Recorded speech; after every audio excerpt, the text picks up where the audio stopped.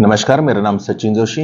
मैं संचित नशा मुक्ति केंद्र में एज ए काउंसलर काम करता हूं।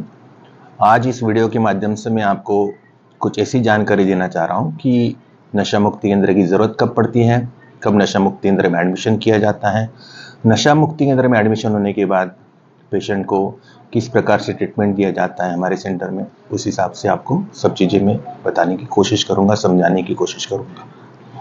नशा मुक्ति केंद्र में एडमिशन तब होता है पेशेंट का या मरीज का जब सब प्रयास विफल हो जाते हैं। कई महीनों से, कई सालों से लोग प्रयास करते अपने भाई को, पिताजी को या बेटे को समझा ही देते हैं कि भाई इस चीज़ से ये जो चीज़ आप कर रहे हो इसको बंद कर दें या कम कर दें। बहुत प्रयास होते हैं उसके पहले, नशा मुक्ति केंद्र में डालने से पहले उसको समझाया जाता है। कई बार डॉक्टर, वैद्य, हकीम के पास में ले जाया जाता है, पूजा अर्चना भी हो जाती है। इन शॉर्ट हम कहेंगे कि नशा मुक्ति केंद्र में एडमिशन होने के पहले साम दाम दंड भेद, बाबा बुआ, मंदिर मस्जिद सब प्रयास विफल हो जाने के बाद एक स्टेज ऐसा आता है जब जो परिवार है, जो लवेबल पीपल है, उनका टॉलरेंस खत्म हो जाता है या कोई ऐसी स्थिति बन जाती, इमरजेंसी स्थिति, जहाँ पर उसको नशा मुक्ति केंद्र में भर्ती करना एक मजबूरी हो जाता है। क्योंकि उस इंसान से घर वाले प्यार करते हैं या वो व्यक्ति उनके लिए बहुत ज़रूरी व्यक्ति होता है, गया हुआ गुजरा व्यक्ति नहीं होता है। सिर्फ नशा करने की वजह से उसके अंदर कहीं ना कहीं हैवानियत वाला, शैतान वाला या जो गलतियाँ करता है, गलत करता है, उसके पीछे नशा होने की वजह से उसको नशा मुक्ति केंद्र में भर्ती करना पड़ता है। अगर अदर पार्ट में देखा जाए तो नशा मुक्ति केंद्र में भर्ती करने से पहले करीब करीब 6 महीना, साल भर से घर वाले ये सोचते हैं कि हमको शायद नशा मुक्ति केंद्र में भर्ती करना पड़ेगा या भर्ती करेंगे। वो अलग अलग नशा मुक्ति केंद्रों की जानकारी लेते हैं, लेकिन भर्ती नहीं करते। सोचते हैं शायद आज नहीं तो कल वो ठीक हो जाएगा, लेकिन वो ठीक होता नहीं, उल्टा और ज़्यादा बिगड़ता जाता है। परिस्थिति जो है और ज़्यादा विपरीत होती जाती है। फिर एक समय आता है कि घर वाले ये सोचते हैं, जब टॉलरेंस और इमरजेंसी सिचुएशन बनती है, उस समय नशा मुक्ति केंद्र से संपर्क किया जाता है। कोशिश यही होती है नशा मुक्ति केंद्र में कि मरीज खुद ब खुद आ जाए घर वालों की सलाह से। लेकिन कई बार ऐसा भी होता है कि मरीज खुद नहीं आना चाहता, इसलिए हमारे पास में पिकअप फैसिलिटी भी होती है और विलिंगली आए तो बहुत अच्छा है, नहीं तो हमारे यहाँ से तुरंत गाड़ी मदद के लिए यहाँ से निकलती है और पेशेंट को लाने की सुविधा होती है। एक बार पेशेंट यहाँ पर आ जाता है, आने के बाद उसको एनवायरनमेंट ऐसा मिलता है कि जहाँ पर वो नशा छोड़ दे। लेकिन जैसे कोई चाय छोड़ता है तो सरदर्द होगा, और नशा जैसी बड़ी चीज़ अगर छोड़ेगा तो उसको होती है विड्रॉल्स, क्रेविंग, कई बार चिड़चिड़ाहट, गुस्सा, वायलेंट भी हो जाता है पेशेंट। तो यहाँ पर जब आता है तो उसका सबसे पहला जो पार्ट होता है वो होता है डिटॉक्स पीरियड, जहाँ पर उसको रेस्ट पे रखा जाता है। जो ज़रूरी दवाई होती है वो दी जाती है, साथ साथ उसका जो ब्लड रिपोर्ट है, टोटल ब्लड रिपोर्ट लिया जाता है। जो काउंट जो करना है, जो टेस्ट होती है, महत्वपूर्ण टेस्ट वो किए जाते हैं। शरीर में क्या खराबी है, क्या नहीं है, किस हद तक नशे ने शरीर को डैमेज किया है, उसके अनुसार दवाई उसको दी जाती है।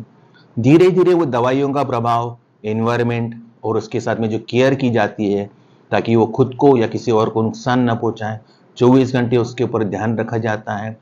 और धीरे धीरे वो नशे की डिपेंडेंसी से आज़ाद होता है या नॉर्मल होने लगता है। फिर खाना खाने लगता है, नींद भी आने लगती है और धीरे धीरे उसका शरीर और माइंड नॉर्मल की तरफ जाता है। इस प्रोसेस में depend upon patient to patient 10-15 दिन का जो समय होता है, उसके अंदर पेशेंट करीब करीब नॉर्मल रूटीन में आ जाता है।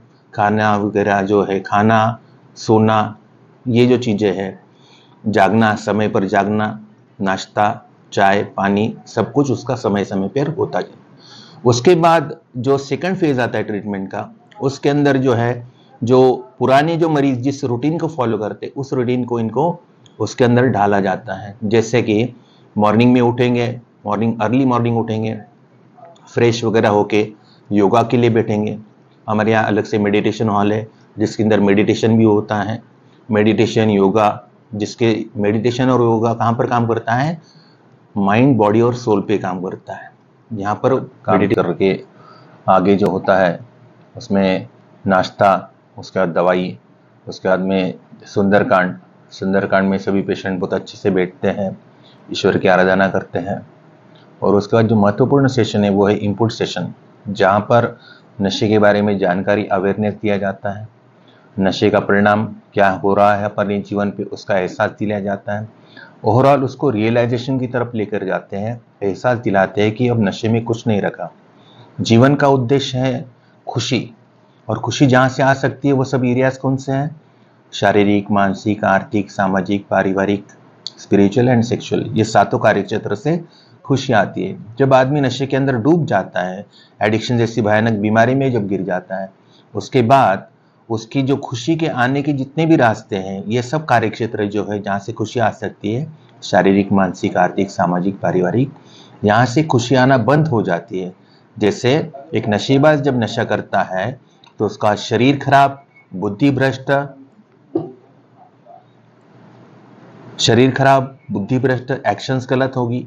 उसका परिवार में अशांति, जो काम धंधा वो करता है उसके ऊपर वो फोकस नहीं कर पाएगा या काम धंधा छूट जाएगा, और पैसे की दिक्कत, फिर आध्यात्मिक तौर से उसको झूठ बोलना, झगड़ा करना, आर्ग्यूमेंट करना, बहस करना, डिप्रेशन में चले जाना, रूठना, एक बच्चे जैसे हरकत करना, जिद्दीपना, वो सब होता है उसके में। मतलब नेचर उसका पूरी तरह से बदल जाता है। जो व्यक्ति था वो अब कुछ ऐसी हरकतें करता है जिससे घर परिवार परेशान है और वो खुद भी परेशान है। और साथ साथ उसका जो सेक्सुअल लाइफ है, अगर वो शादीशुदा है, अगर वो नशा कर रहा है, ये सभी कार्य क्षेत्रों में अगर डिस्टर्बेंस है, उसका शरीर खराब है, बुद्धि भ्रष्ट है, उसके एक्शंस गलत हो रही है, तो उसका सेक्सुअल लाइफ भी खराब होता है। उसमें बहुत सारे प्रॉब्लम्स आती है, समस्या आती है, सेटिस्फेक्शन नहीं होता है।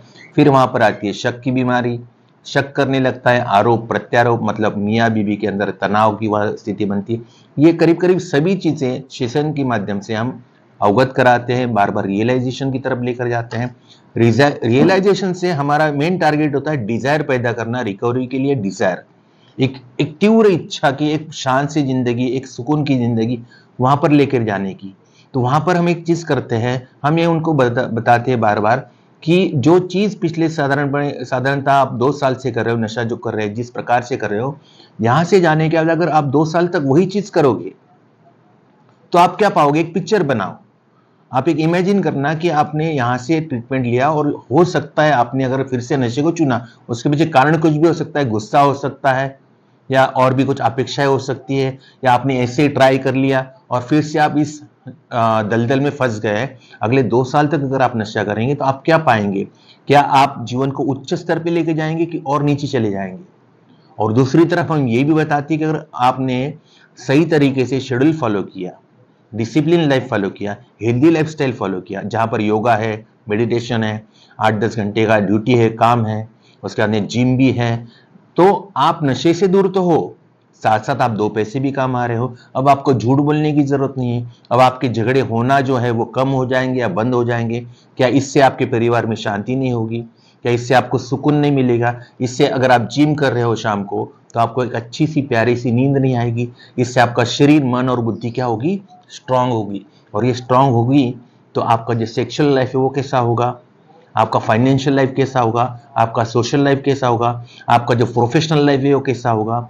ओवरऑल हम ये, मतलब इसमें कोई ऐसा कोई रॉकेट साइंस नहीं है रिकवरी, मतलब ये जस्ट कॉमन सेंस है। आदमी अगर इस कॉमन सेंस को फॉलो करता है और देखता है कि नशे के अंदर में कितनी तकलीफ में हो, तो 100% उसके अंदर डिजायर पैदा होता है। और आदमी के अंदर डिजायर पैदा हो गया तो बड़ी से बड़ी मुश्किल आई तो भी वो रिकवरी कर सकता है। इस चीज का एहसास सेशन के माध्यम से उसको बार बार कराया जाता है।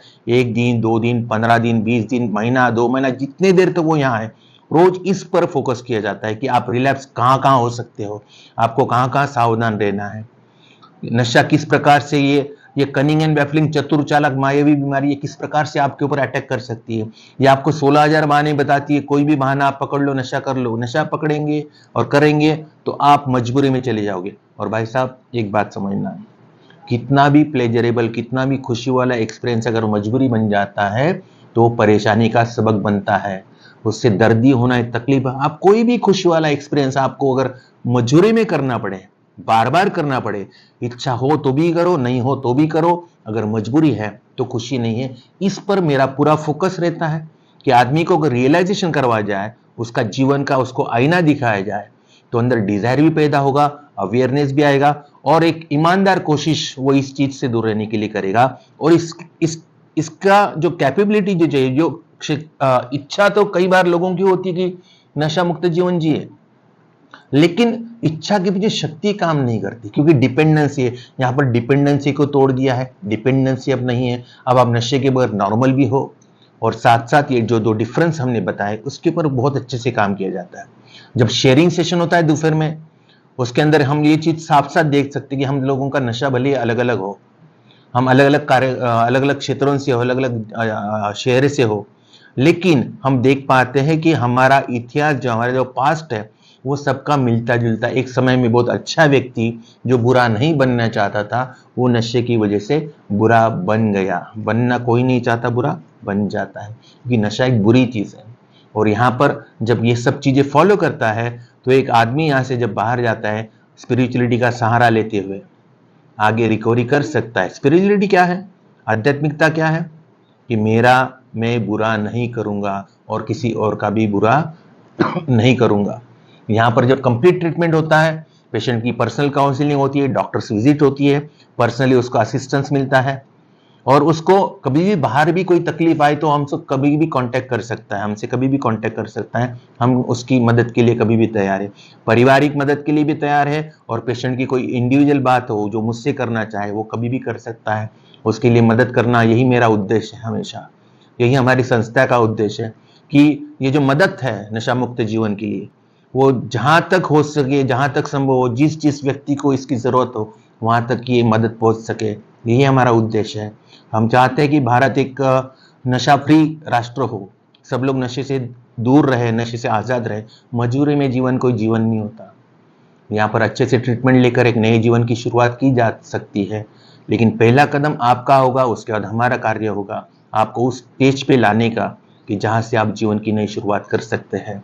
और यही हमारा उद्देश्य है कि एक नशा मुक्त जीवन, एक खुश जिंदगी, खुशनुमा जिंदगी, भले कितना भी लेट हुआ, इट्स नॉट टू लेट। आप जब ऐसा मत समझना कि अब बहुत देर हो चुकी है, जब जागे तब सवेरा। जिसको भी, किसी को अगर कोई तकलीफ हो रही है, किसी भी परिवार में किसी भी प्रियजन को अगर कोई परेशानी हो रही है, तो मदद मांगने में कोई बुरी बात नहीं है। परिवार से मदद मांग लीजिए, हमारे से मदद ले लीजिए, या कोई भी नशा मुक्ति केंद्र से मदद लीजिए। लेकिन अब वो गलती जो है वो रिपीटेड करने में कुछ रखा नहीं है। जीवन का उद्देश्य है खुशी, और नशेबाज के लिए खुशी और नशा दोनों साथ साथ नहीं चलेंगे, खुशी और करियर दोनों साथ साथ नहीं चलेंगे, खुशी और सुख शांति समाधान नशा साथ में नहीं चलने देगा। ये गड़बड़ है, टोटल गड़बड़। इसको कहा गया है डिसीज ऑफ इंसैनिटी ऑल्सो। ये पागलपन जैसा कुछ है कि आदमी जो करना नहीं चाहता वो सब कुछ करता है। इस बीमारी के अंदर आदमी आदमी के खिलाफ ही काम करता है, मतलब मैं मेरे खिलाफ काम कर रहा हूं और मुझे पता भी नहीं है। मैं नशा करता हूं, मेरे किस कार्य क्षेत्र में से मुझे खुशी आती है, अगर ठीक से देखा जाए तो मुझे खुशी आने के कोई भी रास्ता दिखाई नहीं दे रहा। यहाँ पर अच्छे से ट्रीटमेंट लेकर, विलिंगली, भले ही फोर्सफुली आए पेशेंट, लेकिन मैं आपको गारंटी दे रहा हूँ कि अगर जब वो सेशंस वगैरह में पार्टिसिपेट करता है तो उसके अंदर डिजायर फॉर रिकवरी पैदा होना ही है और होगा ही, और वो एक नए जीवन की शुरुआत कर सकता है। अब आपको जो अभी तक जो जानकारी दी, ये तो बस मैंने आपको बताया, लेकिन इससे भी अच्छी ट्रीटमेंट हम हर एक पेशेंट के साथ करते हैं, और हर एक पेशेंट को अपना समझकर उसको एक जीवन की नई दिशा की तरफ लेके जाने के लिए उसकी मदद करते हैं। धन्यवाद।